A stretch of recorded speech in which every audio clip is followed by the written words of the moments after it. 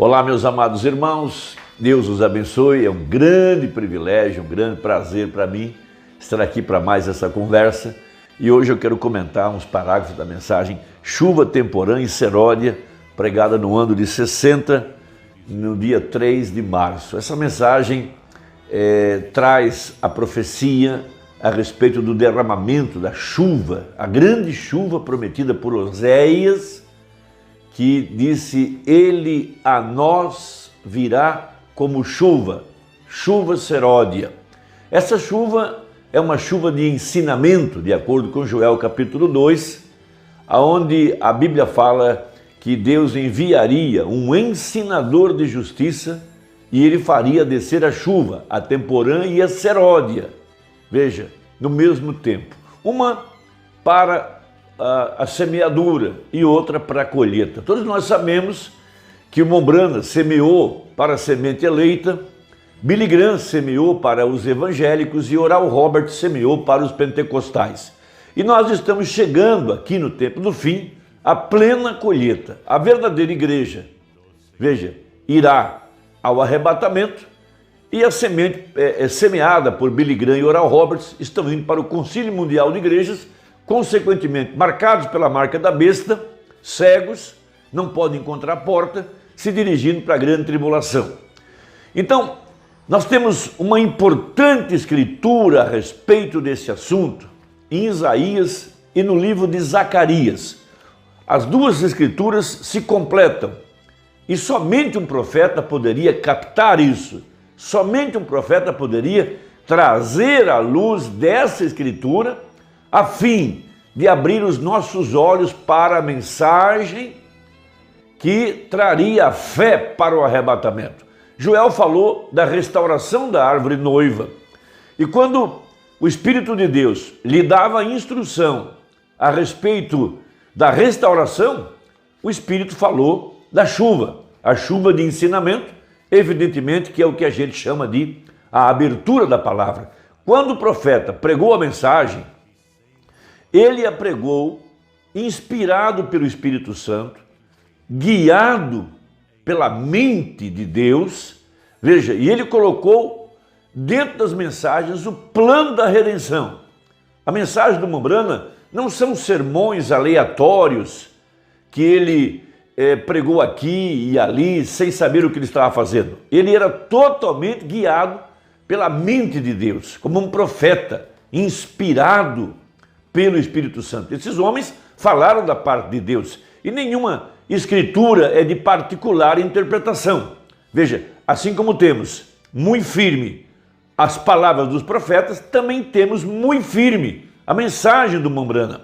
Veja, ela é profética, então ela estava sendo projetada para os nossos dias, veja, que é o tempo da restauração completa da árvore noiva.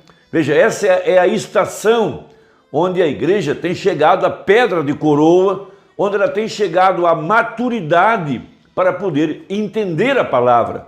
Por isso nós vamos encontrar uma lacuna de tempo entre Apocalipse 10, verso 7, até o Apocalipse 10, verso 8. Uma lacuna de exatamente 50 anos. Veja, quando o Espírito Santo, veja, e tornou o anjo a falar comigo, disse João, vai, toma o livro da mão do anjo e come-o. Veja, e o livro era doce na boca, ou seja, a palavra estava madura para que a igreja pudesse absorvê-la, a fim de obter a fé para o arrebatamento. Então, nessa mensagem, ele usa duas escrituras. A primeira delas está em Isaías capítulo 21, verso 11 e 12, e a outra em Zacarias, capítulo 14, versos 6 e 7. Então veja, primeiro Isaías 21. Peso de Duma, gritam-me de Seir, guarda, que houve de noite? Guarda, que houve à noite? Então veja, um profeta, ele é colocado como guarda, como vigia para o povo de Deus. Veja, e dentro desse profeta, olhando através dos olhos do profeta, está o guarda de Israel, o Espírito Santo. E ele arma uma torre de controle, veja, dentro desse profeta, para trazer o aviso, veja, para trazer a igreja ao despertamento. Porque a Bíblia fala, certamente o Senhor Jeová não fará coisa alguma sem revelar o seu segredo aos seus servos, os profetas. Esse é Amós 3,7. E Malaquias capítulo 4, versos 5 e 6, que diz que antes do grande e terrível dia do Senhor, Deus enviaria o profeta Elias. Elias está representando a igreja que estará viva para a hora do arrebatamento. Porque Elias representa os crentes que não morreram e foram arrebatados.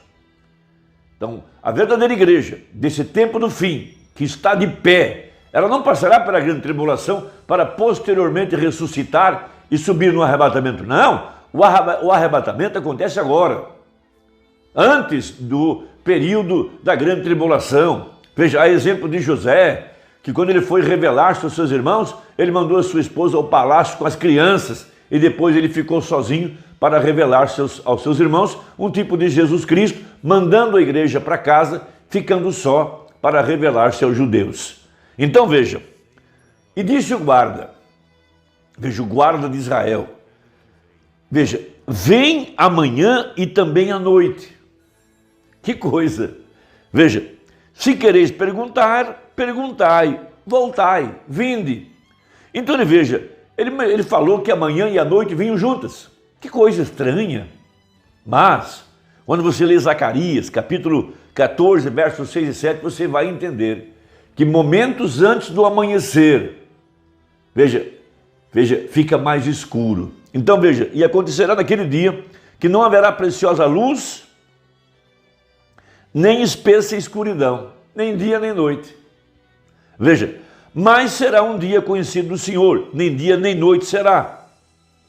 Aí ele separa a sentença e diz, e acontecerá que no tempo da tarde haverá luz. Então, referindo-se a essa chuva seródia e temporã, nessa mensagem, essa chuva de ensinamento, ele fala da hora em que nós estamos vivendo, terremotos, vulcões, tempestades, pandemias, crise econômica, crise moral. Veja, a igreja toda está podre, a terra está gemendo, tudo está entrando em colapso.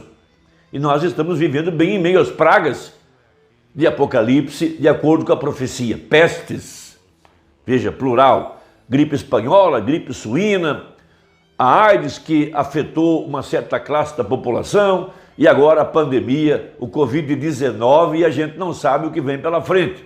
O que a gente sabe é que logo teríamos que enfrentar uma crise violenta de alimento, veja, a fome sendo chamada através das pragas que estão acontecendo, da seca, das tempestades, do granizo e da escassez de insumos para a agricultura, faltando os materiais químicos por conta de um terrorismo político entre os países que produzem os insumos em relação àqueles que que produzem um alimento.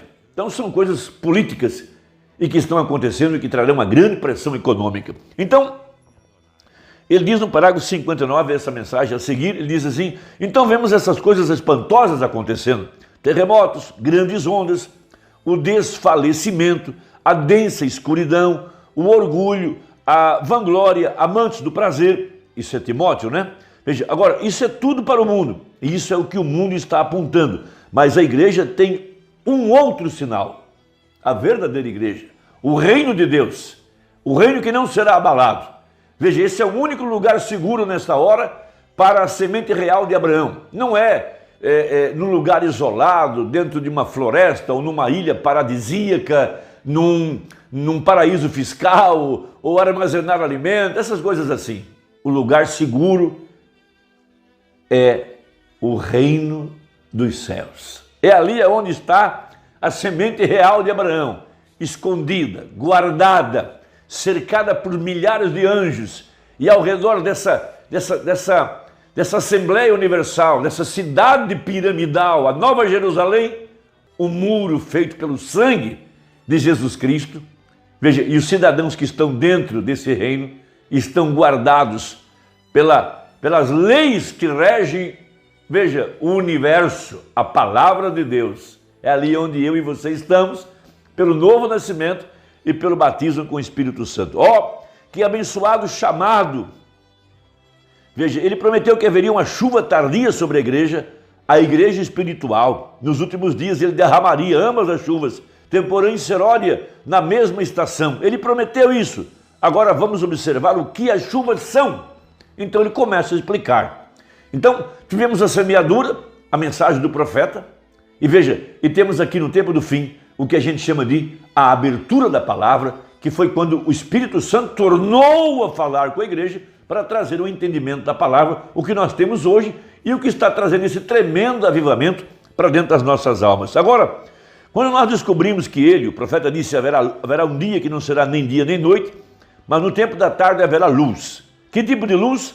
A luz do mesmo sol que nasce no leste brilhará no oeste, no último dia, na última hora do dia. Veja, o sol deve brilhar por aqui, o filho voltará a brilhar por aqui. Veja, agora, nós tivemos um tempo, nós tivemos um pouco de luz no entardecer, mas qual é a ordem? Isaías estava perfeitamente em ordem nas escrituras quando ele disse, amanhã vem e à noite também. Você percebeu isso? Amanhã vem e à noite também. Amanhã vem, guarda, que houve de noite? Que profecia tremenda, né? Maravilhosa. Veja, quando nós vemos essas coisas que Jesus disse que aconteceriam nos últimos dias, e ele predisse isso à última geração, e nós vemos fisicamente, Israel fisicamente, os sinais fisicamente, o mundo afundando, a era atômica e o fim da era, o fim dos tempos, e vemos isso escrito por todos os lugares, isso nos faz clamar, guarda! Que houve de noite? Nós temos um guarda que ascendeu aos baluartes da glória. O Espírito Santo foi enviado de volta para a torre, em homens e mulheres que acreditam em Deus. Este é a sentinela, o Santo Espírito enviado a nós como uma sentinela, a qual zela por nós. Ele é o nosso guardião, o Espírito Santo foi enviado para conduzir o homem, para ser a sentinela da nossa alma, exatamente dessa forma.